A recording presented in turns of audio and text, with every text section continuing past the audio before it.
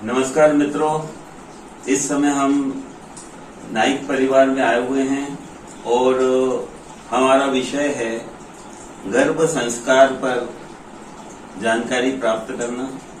और इसके लिए मैं इसी से संबंधित केंद्र संचालिका श्रीमती नीलम नाइक से मिलने आया हुआ हूँ और वो हमें जानकारी देंगी और मैं इनसे निवेदन करूंगा कि अपने परिवार का परिचय कराएं। जी नमस्कार, ये मेरे मिस्टर हैं हेमचंद्र नाइक। ये हाई कोर्ट एडवोकेट हैं और सिविल के सारे केसेस को डील करते हैं। ये मेरी बेटी है हिमांगी नाइक, ये भी LLB कर रही है और अपने पिता के साथ ही फील्ड वर्क काम भी करती है और अपनी स्टडी भी करती है। मित्रों, अब हम अपने मूल उद्देश्य की तरफ बढ़ते हैं। हम श्रीमती नीलम नाइक से गर्भ संस्कार के विषय में जानकारी प्राप्त करेंगे। आइए हम इनसे इस विषय पर चर्चा करते हैं।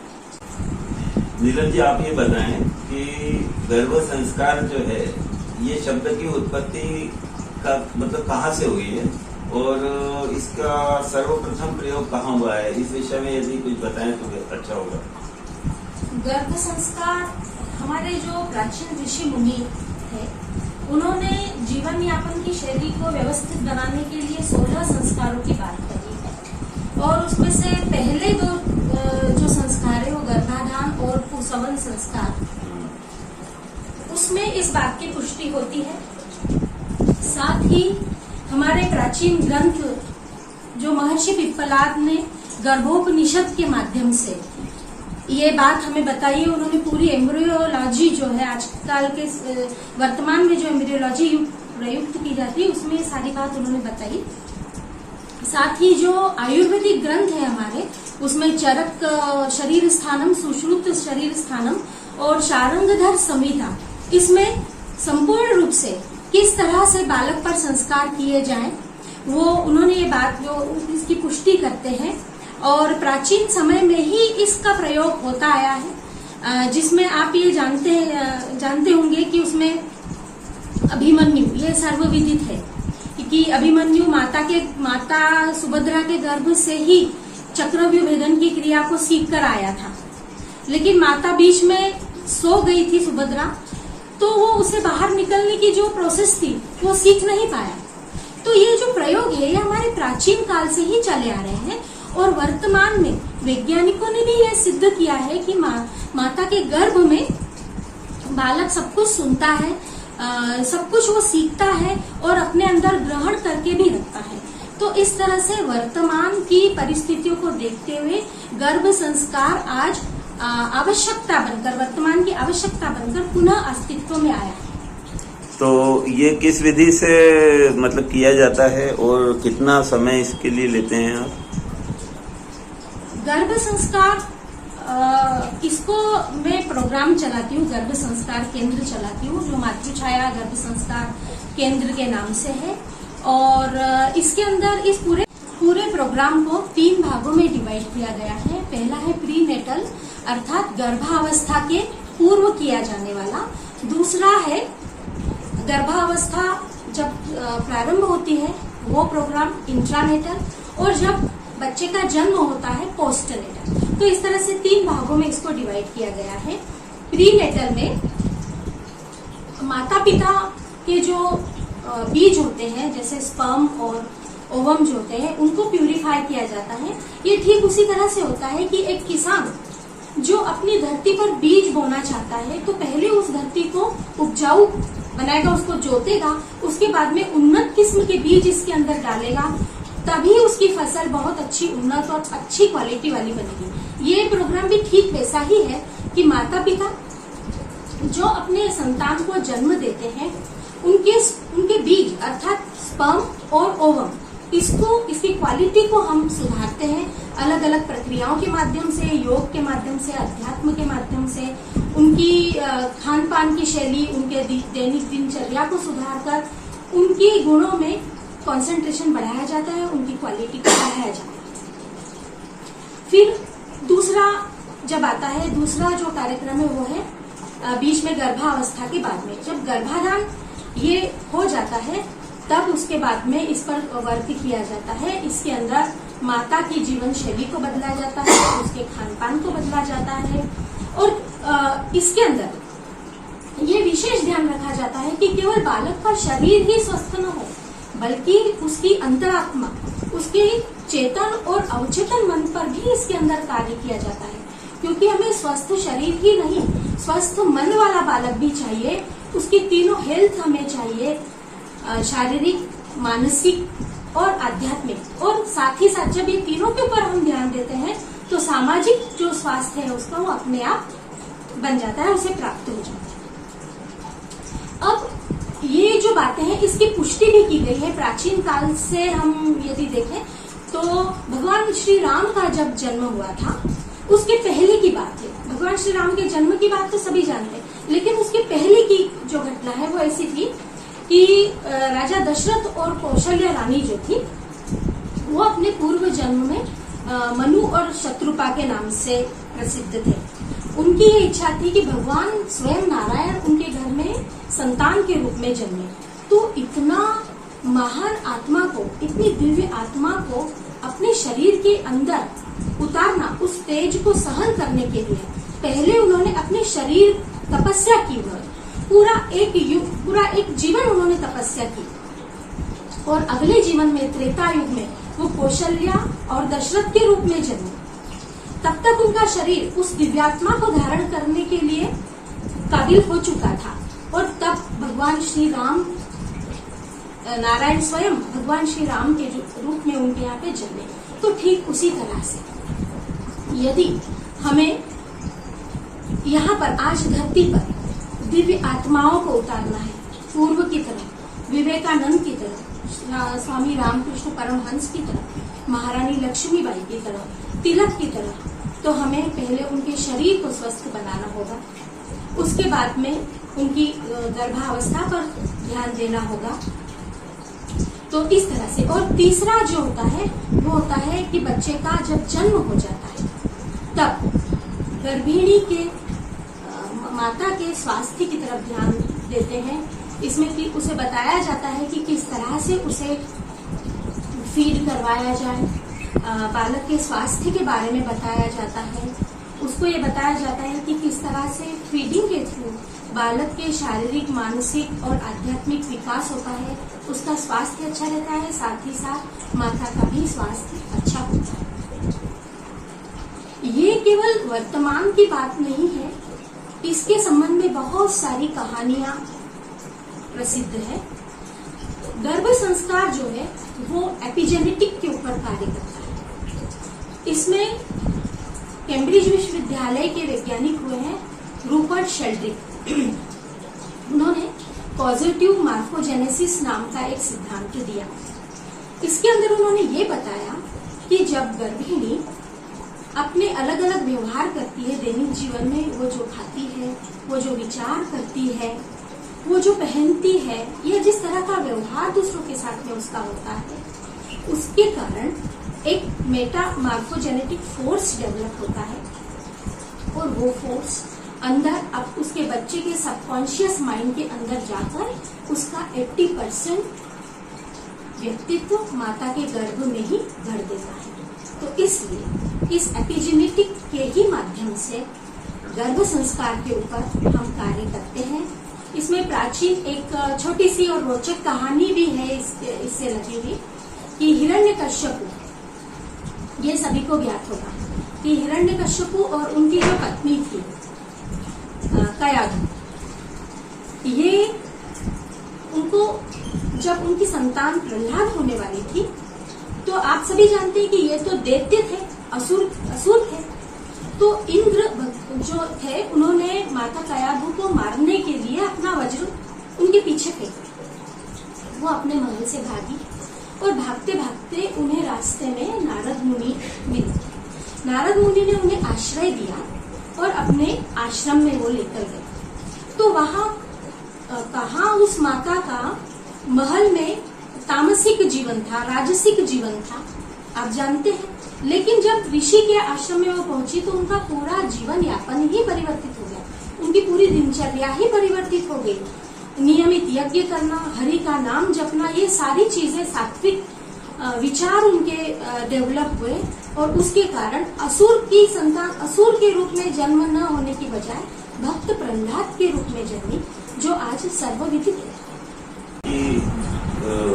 प्रक्रिया कहें या जो सिस्टम कहें, तो इसको मतलब गर्भधारण के पूर्व, गर्भधारण के पश्चात एवं बच्चे के जन्म के पश्चात किस प्रकार से कितने दिन और कितनी सीटिंग में किया जाता है और उसमें क्या क्या होता है, उसका एक संक्षिप्त परिचय आप हमारे दर्शकों के लिए बताएं।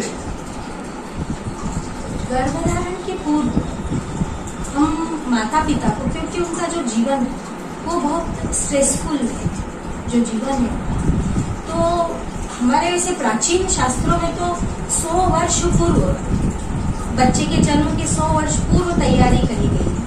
और इसके बारे में एक और रोचक कहानी भी है कि भगवान बुद्ध के पास में एक स्त्री जाती है और वो पूछती है कि भगवान, मैं अपने बच्चे को संस्कारित करना चाहती हूँ, शिक्षित करना चाहती हूँ, तो मैं कब से करूँ? तो भगवान बुद्ध पूछते हैं कि आपके बच्चे की उम्र क्या है? तो वो स्त्री कहती है कि भगवान, मेरे बच्चे की उम्र 5 वर्ष है। तो भगवान बुद्ध ये उत्तर देते हैं कि बहन, तू मेरे पास में 5 वर्ष 9 महीने लेट आई। और ऐसी ही एक और कहानी है जीसस क्राइस्ट के बारे में है। उनसे भी पूछा गया कि बच्चे को संस्कारित कब से किया जा सकता है, तो वो कहते हैं कि बच्चे के जन्म के 100 वर्ष पूर्व बच्चे में संस्कार पढ़ना प्रारंभ हो जाते हैं, तो बच्चे की नींव वहां से पढ़ना शुरू हो जाती है। लेकिन आज के व्यस्ततम जीवन में कोई भी माता पिता इतना समय नहीं दे सकते हैं, तो मेरे अनुसार उन्हें कम से कम 3 महीने पूर्व, बच्चे के जन्म के 3 महीने पूर्व हम लोगों से जुड़ना चाहिए, उसके अंदर, जिससे कि उनके स्पर्म और जो ओवम है उसको प्यूरिफाई किया जा सके, उनके शरीर को स्वस्थ बनाया जा सके, उनका जो स्ट्रेस लेवल है अपने काम की वजह से उसको डाउन किया जा सके, उनकी अंदर आई हुई नकारात्मक भावनाओं को दूर करके उसमें सकारात्मक विचारों को स्थापित किया जा सके, और व्यस्ततम जीवन से उनके एंडोक्राइन सिस्टम से स्रावित होने वाले जो हार्मोन्स है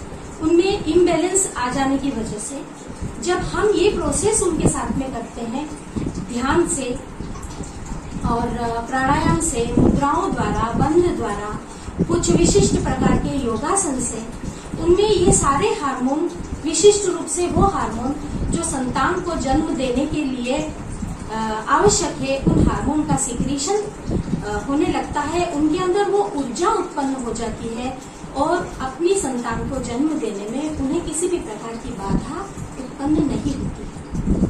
अब दूसरा ये है कि जब दूसरा जो स्टेप है हमारा, उसमें गर्भाधान होने के बाद में, मतलब गर्भावस्था प्रारंभ होने के बाद में, तो गर्भावस्था प्रारंभ होने के बाद में सिर्फ माता के स्वास्थ्य पर ध्यान दिया जाता है।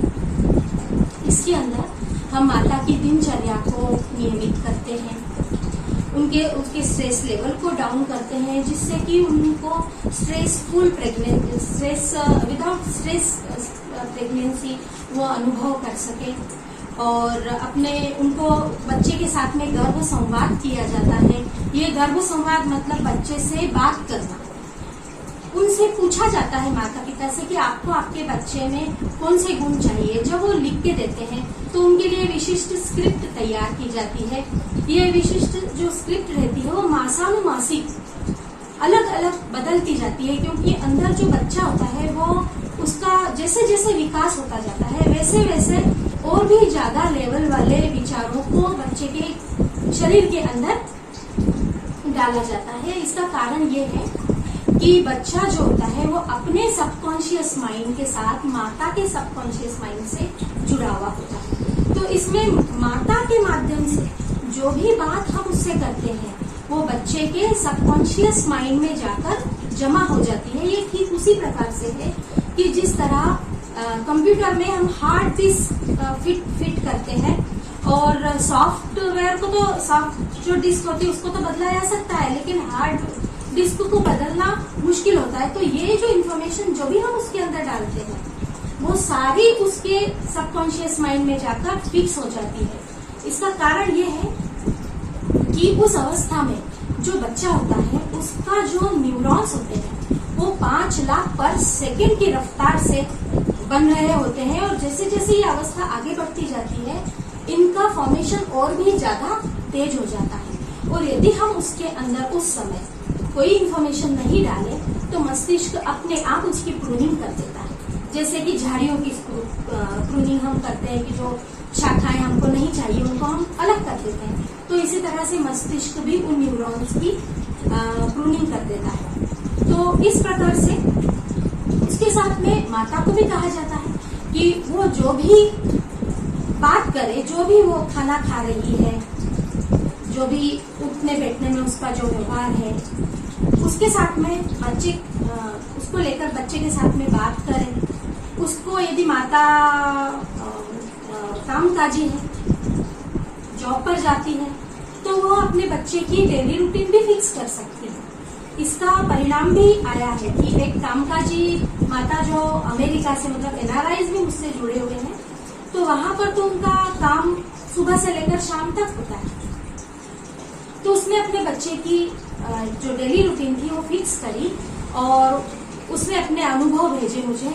तो वो कहती है कि बच्ची जो है मेरी 3 महीने की हुई है अभी, और वो बिल्कुल भी परेशान नहीं करती है, समय पे सोती है, समय पे उठती है।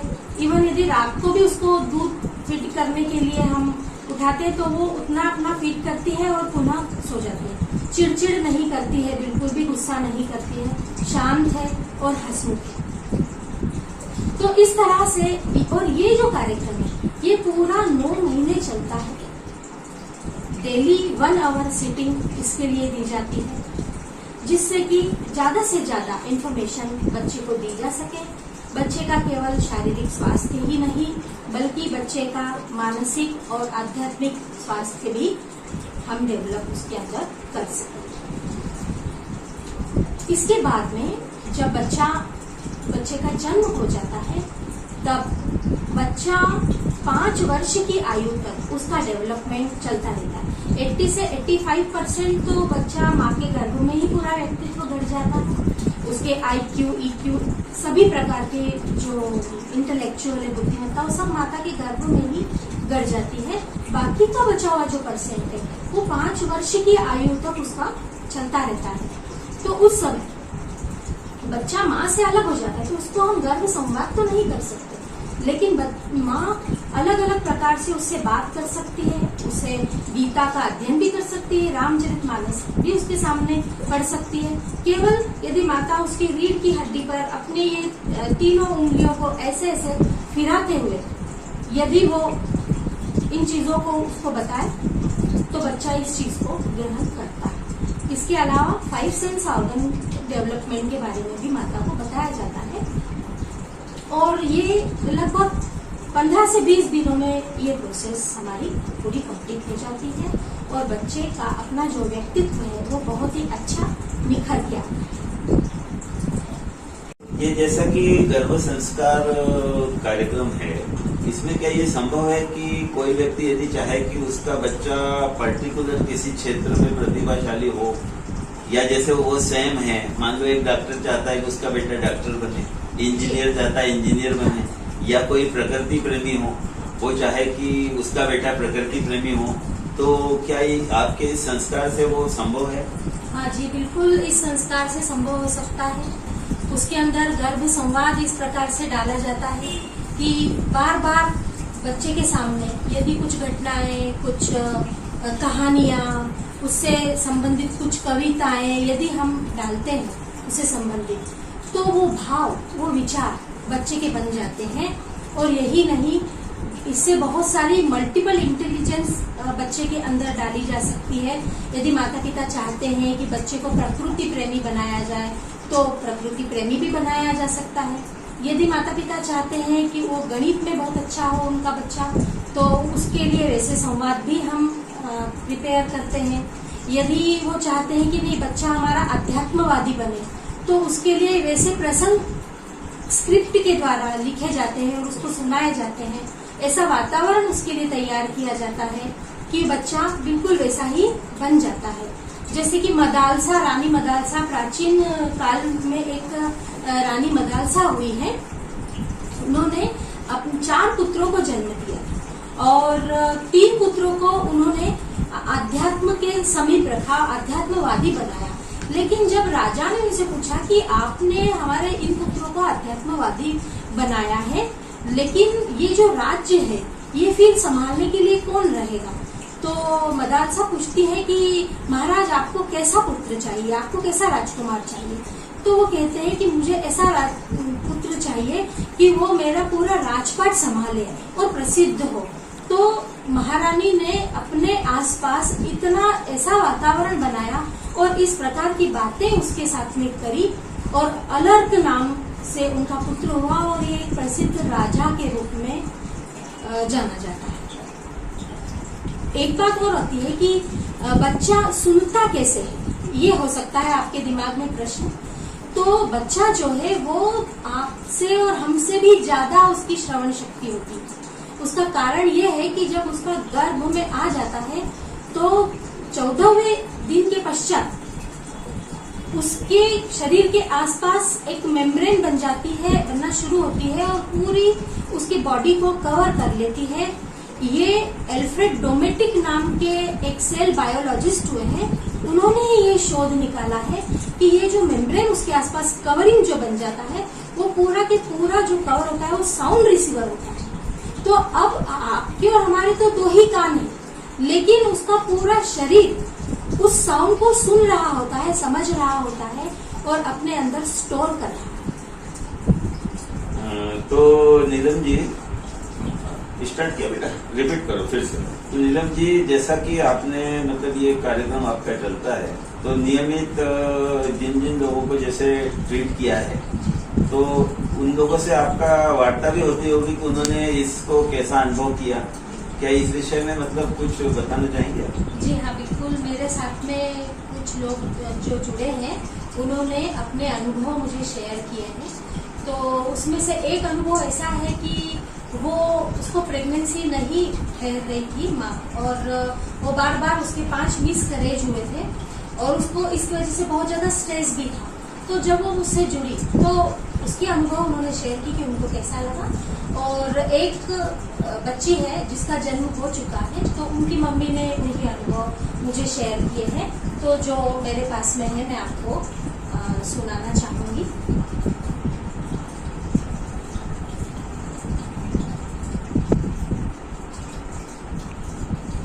गर्भ संस्कार का कोर्स किया था। नीलम आंटी के कोर्स स्टार्ट होने से पहले मैं अपने जॉब में काफ़ी स्ट्रेस्ड रहती थी, पर जैसे ही मैंने उनके साथ कुछ सेशंस लिए मुझे काफ़ी फ़र्क दिखने लगा। मैं स्ट्रेस फ्री रहने लगी और ओवरऑल बहुत पॉजिटिव फील करने लगी। मुझे सबसे अच्छी बात नीलम आंटी की ये लगती है कि वो हमें जो कुछ भी सिखाती है उसके पीछे का वो हमें कारण बताती है।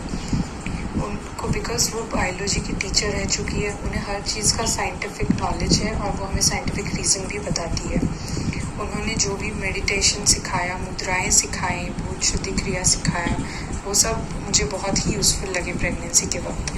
मेरी बेटी अब 3 महीने की हो गई है और आंटी ने जो भी गर्भ संवाद में सिखाया था उससे मुझे मेरी बेटी पे काफ़ी असर दिखता है। वो इन जनरल बहुत ही हैप्पी बेबी है, बहुत काम रहती है और काफ़ी स्माइल करती है। उसके हर डेवलपमेंटल माइलस्टोन्स जल्दी मीट हो रहे हैं और मैं सारा क्रेडिट आंटी के सिखाए हुए गर्भ संस्कार को देती हूँ। वो रात भर बहुत अच्छे से सोती है, बहुत ही शुरुआत से, और दिन में वो कुछ छोटे नैप्स लेती है और बाकी टाइम वो खेलती है। आंटी ने जो भी श्लोक सिखाए थे उससे वो जब भी मैं अपनी बेटी को सुनाती हूँ मेरी बेटी काफ़ी शांत हो जाती है। ओवरऑल मेरा एक्सपीरियंस आंटी के साथ बहुत ही पॉजिटिव रहा है और मैं डेफिनेटली उनके थ्रू गर्भ संस्कार लेने का हर प्रेग्नेंट वुमेन को रेकमेंड करूँगी। इसके बाद दूसरा वाला भी है जो हमने स्ट्रेस का अपना शेयर किया है, वो इस प्रकार है। नमस्कार, मेरा नाम रीना शर्मा है, रतलाम जिले से हूँ। माता छाया गर्भ संस्कार से मैं अगस्त 2022 में जुड़ी। इससे जुड़ने का मेरा एकमात्र रीज़न था मातृछाया गर्भ संस्कार कंसीव करने से पहले ही हमें तैयार करता है। मेरा ट्रीटमेंट काफ़ी सालों से चल रहा था, लगभग 4 साल से, लेकिन मुझे सफलता नहीं मिली। 2 बार मेरे मिसकैरेजेस हुए, उसकी वजह से मैं बहुत स्ट्रेस में भी थी। लेकिन मातृछाया गर्भ संस्कार से जुड़ने के बाद मैंने वापस अपना ट्रीटमेंट स्टार्ट किया और मात्र 2 महीने में ही मुझे सफलता मिली। इसका एकमात्र रीज़न था टेंशन फ्री रहना। Thank you so much Matrichhaya गर्भ संस्कार।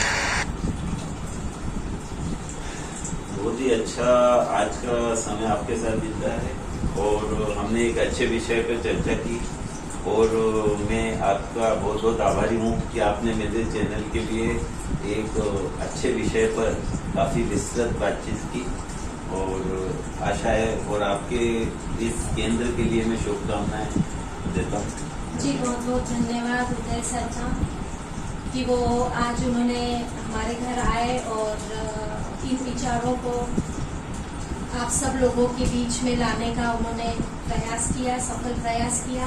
साथ ही मैं वैभव चौधरी उनका भी बहुत धन्यवाद देती हूँ कि उन्होंने अपना समय देकर इस पूरे कार्यक्रम को कवर किया। बहुत बहुत धन्यवाद आपके चैनल को